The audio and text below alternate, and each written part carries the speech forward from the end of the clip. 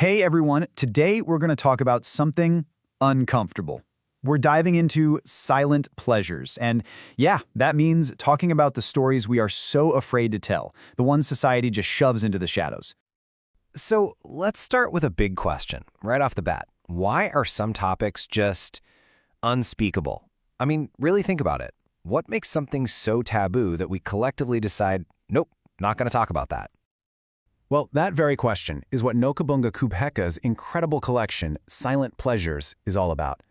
And this isn't some academic exercise, It's not a book that just asks these things. It's a collection of stories that pretty much grabs you by the shoulders and forces you to stare these difficult answers right in the face. All right, so let's get into it. To really get a handle on how impactful this book is, you've got to see the sheer range of tough subjects it's willing to tackle. And yeah, this is definitely not light reading, folks.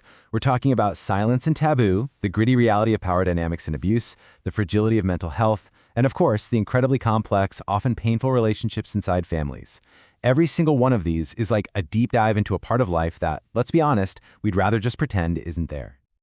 So the big question is, how does she do it? How does Kubheka get us to actually confront all this? Well, it's genius, really. She takes these narratives we think we know and just flips them completely upside down. Let's look at a couple of perfect examples of how she pulls this off. Okay, first up, the title story itself, Silent Pleasure. You know the societal myth, right? That men can't be victims of sexual abuse, that they should always want it. It's everywhere. But in this story, that myth gets shattered.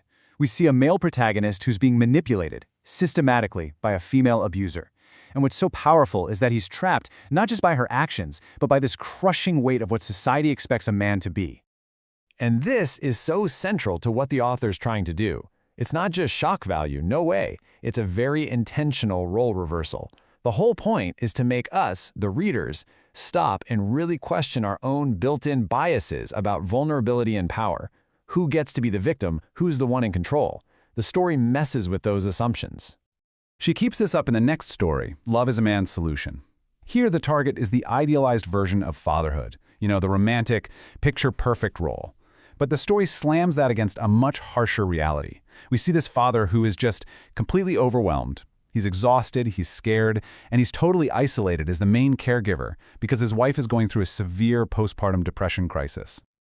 And here's the kicker, and this is so important. The story makes it clear this isn't just one guy's personal struggle. His isolation is a direct shot at bigger, systemic problems like terrible parental leave policies and the complete lack of support for men who step into that primary caregiver role. It's these failures that trap him in silence. Okay, so we've gone from societal blind spots, but the collection doesn't stop there. It goes deeper into what many would call the truly unthinkable. There's one story that tackles the ultimate taboo, and it does it to show us the absolutely devastating price we pay for our silence. The story's called Forbidden Passion.